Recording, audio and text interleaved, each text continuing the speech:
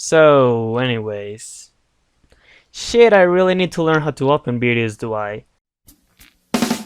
So, you've been living under a rock under the past 2 or 3 decades. Green Day is a pop-punk band that was formed in the East Bay of California in 1987 by the lead vocalist and guitarist Billy Joe Armstrong. They're also one of the most popular of the genre, as well as usually being named as the godfathers of pop-punk, along with other bands like The Offspring. In this video, I basically want to go through the band's discography, talk about the rising fame and critical acclaim, and the declining quality that the band followed years later. I personally have a soft spot for a lot of the band's albums, but recently they've been slipping off. How did this happen? Well, time to find out. This is So close to drowning, but I don't mind.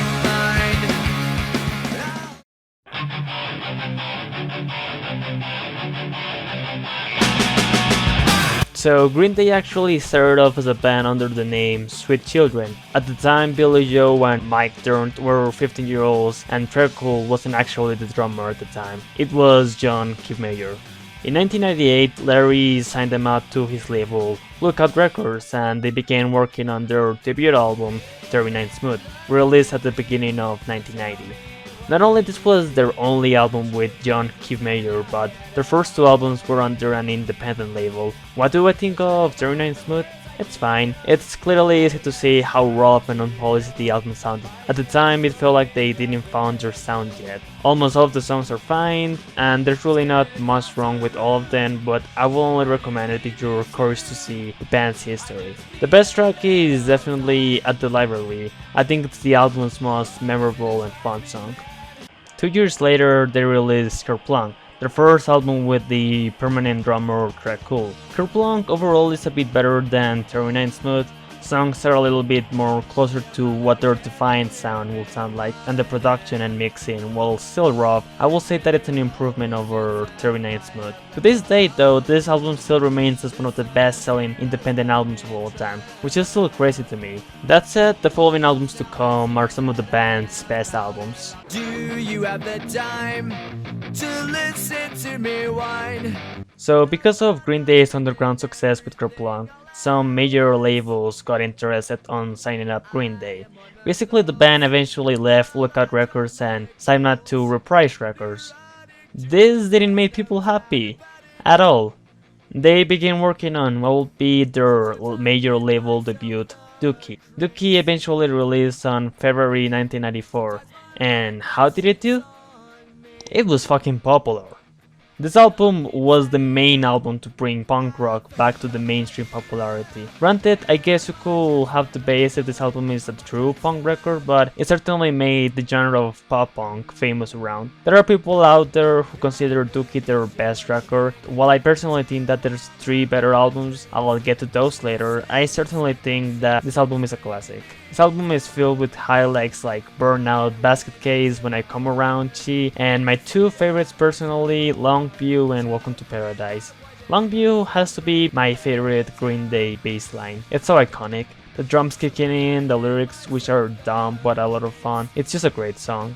Welcome to Paradise is also great. There was actually a previous version of the song on Kerplunk, but the song got remastered and got produced a lot better with this album. And considering that Welcome to Paradise was one of my favorites of Kerplunk as well, it truly is great to see a much better version of it on this album. This album will go on to sell 20 million copies worldwide and achieving diamond status. Yeah, it was that popular. The next year, Green Day released Insomniac, which was actually a darker and more aggressive Dookie. This album didn't do as well on sales, nor do I think it's even close as good, but it's still good. Insomniac is definitely more forgettable though. There are still some songs that I think are great, like Brain Stew or Walking Contradiction, but as a whole it does feel like a Dookie B-sides collection, but I still like it. In 1997, the band released Nimrod, a more different album from the previous 2. I wouldn't call Nimrod experimental per se, but I think this is where they started to explore different ideas and styles, and that's one of the main things that I mainly love about Nimrod, its variety and I guess experimentation. This is actually one of the 3 albums I prefer over Dookie. When I first listened to this album, there were a lot of songs where I'd argue that they feel like filler, but as I begin to listen to it, the album basically continued to grow on me. Yeah, some songs may still be a little forgettable, but as a whole package, I feel like it's a complete experience from start to finish. You get songs like The Infections and Exploding Hits in a Ride, which is the best song of the album in my opinion. The Angry Platypus, the super fun King for a Day. I always love the trumpets of that song. The Shield opener or Nice Guys Finish Last, and of course the ballad, and one of their most popular songs, Good Riddance. Yeah, it's a bit overplayed and the song has lost its magic on me a little bit, but I still really like it. Then in the year 2000, the band released Warning, and it's even better. It's more experimental, more diverse, more out there, and even more consistent in quality. The album actually did poor on sales, and the fans and even the public in general didn't like it. I believe it was mainly because of how much of a departure this felt compared to something like Dookie. But just like Nimbra, that's why I like it so damn much. It feels like an album where the band matured and was able to craft a lot of songs with infectious ideas and executions. I love the title track, That Beat Holiday, Waiting, Macy's Days Parade, and what I think are the best 2 songs of the album, Mystery and Minority. Minority is just a perfect, fast-paced song with its instrumentation and its lyrics that I always found Infections. Look, I usually don't like lyrics that speak society or political topics, but this is one of the exceptions. Mystery is such an interesting and wonderful song. It throws a lot of ideas and styles, and it feels so satisfying to listen. I always love the mariachi style this song has, and despite being one of their least critically acclaimed albums and even commercially successful, I think it's their second best. I wouldn't say it has become a folk cult classic, but it did kind of become a fan favorite in later years. So the question is, what will Green Day do next after Warning became a flop?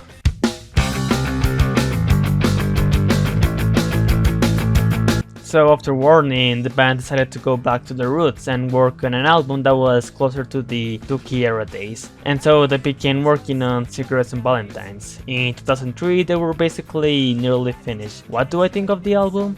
Well, I never listened to it because it was never released. Yeah, the tapes were mysteriously stolen from the studio. The band was actually able to recover the material later on, but at the time, they basically decided to scrap the entire project and start from scratch again. The band also released a B-sides collection called Shenanigans, which I like it. I don't really have much to say about it. So in 2004, they released an album that I will consider their transitional record from old Green Day to new Green Day, and that was American Idiot. And what do I think about it? Oh, it's actually my favorite album from them. Yeah, sure, generic and even normie choice or cringe choice, but I actually really love this one. American Idiot was basically their first concept album. It was a rock opera that had an ongoing story with Jimmy, also known as the Jesus of Suburbia. He hated his town, so he decided to leave it. I'm actually not gonna go in depth with the story. I'm not necessarily the best person to explain it. American Idiot, I think, has some of their absolute best songs. The title track usually got praised for its political relevancy, but the main reason why I love the song is, well, the instrumentation. I think this song is just instrumentally iconic. It's furious and fast-paced from start to finish, and I think it's the band's most iconic song instrumentally. Then again, maybe it's because this is the first Green Day song that I ever heard, but I always loved the song, especially the guitar solo in the bridge.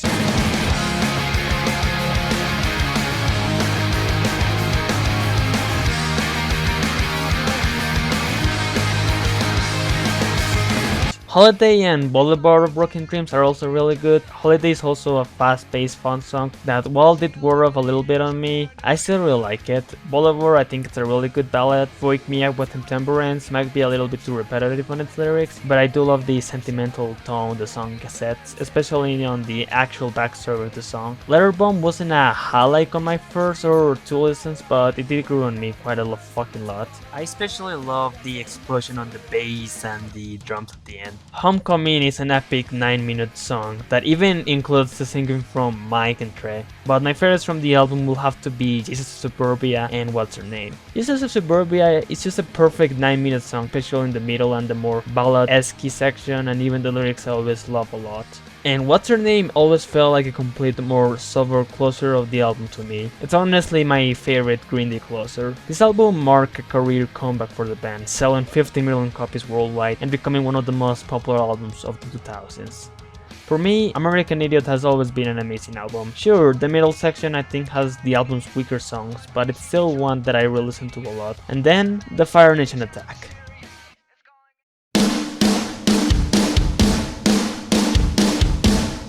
So there was actually a 5-year gap between American Idiot and their next album, which was named 21st Century Breakdown. Now, I will admit, as a whole, I actually like this album, but this is where a lot of the problems started to arise. 21st Century Breakdown, like American Idiot, was a rock opera, except that on this album, the rock opera concept doesn't really work at all. See, when I said I like this album, I mean that I enjoyed it more as a collection of songs than a full concept album. American Idiot's story wasn't the best defined, don't get me wrong, but at least you can call it a story. At least most of the songs represent an element of the story like Letter Bomb or Homecoming. This album's story is just so minimal, you can literally get the same enjoyment if you didn't pay attention to the story. And honestly, I feel like 21st Century Breakdown was basically an album that was just trying to replicate the success of American Idiot. I mean, sure, there is still variety that can be found here, which is one of the main reasons why I still like it, but as far as album's purposes and concepts go, for the first time it feels like they weren't trying all that much to go forward. I'm just gonna say this, half of the album's singles are also some of the album's worst songs. Yeah, at the time, 21st Century Breakdown definitely had some of the worst songs they made yet. Let's start with Know Your Enemy, which is the lead single of the album. It's bad. Not only the song is repetitive as fuck, but the bass line is so weak. The song just lacks substance, even if you were to like it on your first few listens. I can guarantee that you will get tired of it quickly. See the Like As Always feels so uninspired to me, and I think it's one of the worst Green Day closers. American Eulogy is weird and out of place, and then there's 21 Guns. Why the fuck was this song so popular? Oh, I know why, to backpedal the success of the singles such as Boulevard or Waking Me Up When September Ends. Except that these songs were actually good, and their sentimental value never felt fake to me. 21 Guns on the other hand is just so soulless. It's a ballad that feels tired and emotionless. I always hated when albums pull a ballad that always felt fake and just going through the motions.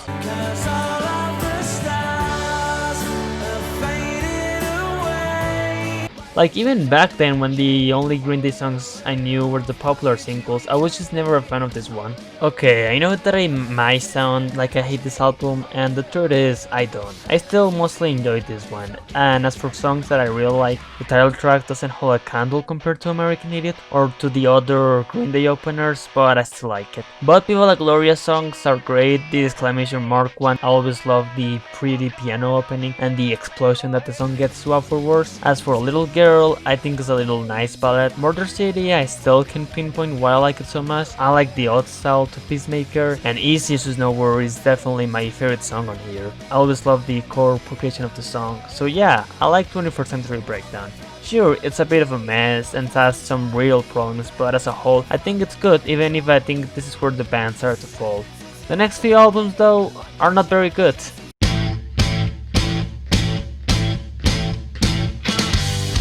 So, a couple of months before the fall of 2012, the band announced that a trilogy of albums titled Uno, Dos, Tres will be released on that season particularly. It also introduced a touring guitarist by the name of Jason White as a 4th member. What was the first single that came of this album?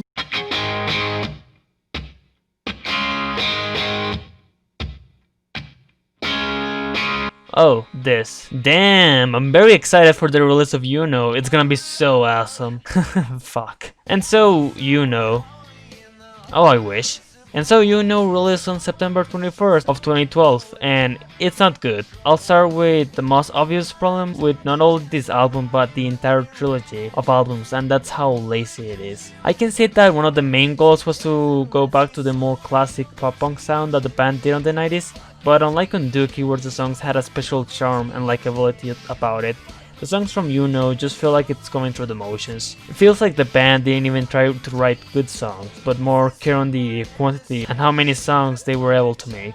Even Billy Joe Armstrong himself admitted it. So as a result, most of the songs from You Know are mostly mediocre and forgettable. Is there good songs? There's 2 alright ones. Nuclear Family, it's not a great song and not all that special, but it's still an enjoyable and kind of fun one. And Let Yourself Go, it's a bit too corny, but the chorus I can find myself enjoying too. It's a good chorus, even if they use it a little bit too much. But the rest is just bleh. Let's talk about Olaf. Yo, I sure want my Green Day song to be slow and boring. The music video is literally more entertaining than the song itself, and it sucks. Kill the DJ, I guess it's trying to be like a party song, but it lacks so much soul and it feels bare bones. Then we get to those, and I think it's even worse. It shares the same problem with Juno in that most of it is painfully mediocre, but the worst songs are even worse. Nightlife? At the time, Nightlife was known to be Green Day's worst song. Like, what the fuck is even this song? Were they drunk when they made this? And the rappers, Jesus Christ. Makeout Party is so fucking cringe. I know that a lot of people on the internet think that using the word cringe is, well, cringe, but this song is just the definition of cringe. The stupid lyrics and Billy Joe's obnoxious performance makes this song particularly hard to stomach. Fuck Time is basically a joke in and of itself, and I always found wow that's loud straight up annoying, especially on this start of the song. The best songs of the album I think are Lazy Bones and Stray Heart. I wasn't a fan of Lazy Bones when I first heard it, but it eventually began to be the best song of possibly the entire trilogy. It sounds like a good Strokes song, honestly. Stray Heart is fine, it's harmless, moving on. And lastly, the last album of the trilogy, Stray. Remember how I said most of the songs from You Know and Those are painfully mediocre? Well, every single song on this album is painfully mediocre. I've listened to this album a few times and I still, for the life of me, can't remember a single song. I guess the lows aren't as bad as Uno's or Those, but this is one of the most forgettable albums I ever heard. It's so boring and uninspired. Honestly, this is the worst of the three albums because there's nothing remotely good I find from this album at all. So yeah, the trilogy sucks. You will think that the trilogy will be their lowest point yet, but unfortunately it isn't. The next album is definitely an improvement though.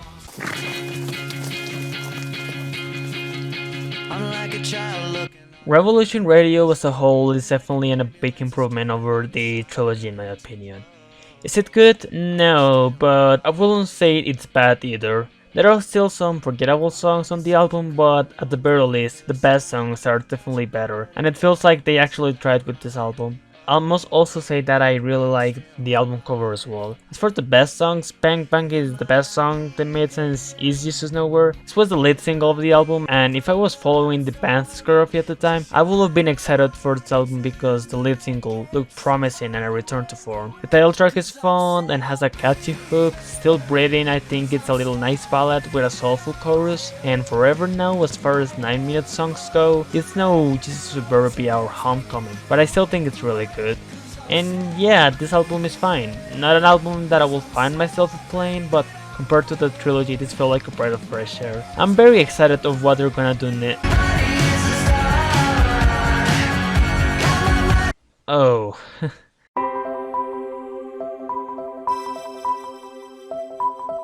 So, father of all. What the fuck happened? So granted, I'll just talk about the only song I like from the album out of the way, which is actually the lead single. When the single was released, I was actually excited. I thought, wow, Green Day is going on a more experimental route with this album. No. Oh, you thought that the trilogy was soulless? Hey, at the very least, they still sounded like Green Day on these albums. Father of all, it's... Aside from the title track, you can just describe the entire album as soulless plastic commercial singles. The promotion of this album was already absolutely cringe-inducing to begin with. It almost sounds like they were trying to be sarcastic, but they weren't. No features, no sweaty songwriters, no trap beats, 100% pure, uncut rock. Fire Ready Aim? Does this song even has a hook? This is at best non-existent background music you hear on the mall. It has nothing to it. Oh yeah? How ya doing, fella kids? Meet me on the roof? Billy Joe, please never pitch up your voice again like that. I was a teenager? Why the fuck are you trying to sound like a make-believe song? That album is fucking awful. Stab you in the heart? An even worse version of Fuck Time. Joker Youth just feels like a trilogy leftover. Let me repeat myself, a trilogy leftover. Think about that for a second. Junkies on a Hide is one of the most uncomfortable songs I ever listened to. Take the Money and Crawl sounds extremely empty and shallow. In Graffitia, I honestly never thought in my life that they will ever stoop this low. You go from this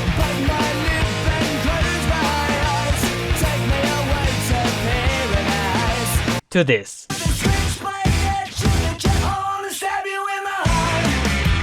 This entire album just feels like a boomer trying to pander to the rock and roll crowd. It's so bad. Is this what Green Day has become? From fun, charming, and even at times experimental, to commercial pandery jingles disguised as true rock and roll songs. Well, this was their last album with the label. I don't know what the fuck they're gonna do next, but I think it's really hard to recover from this album. Well, see ya on whatever album this band is going to release next.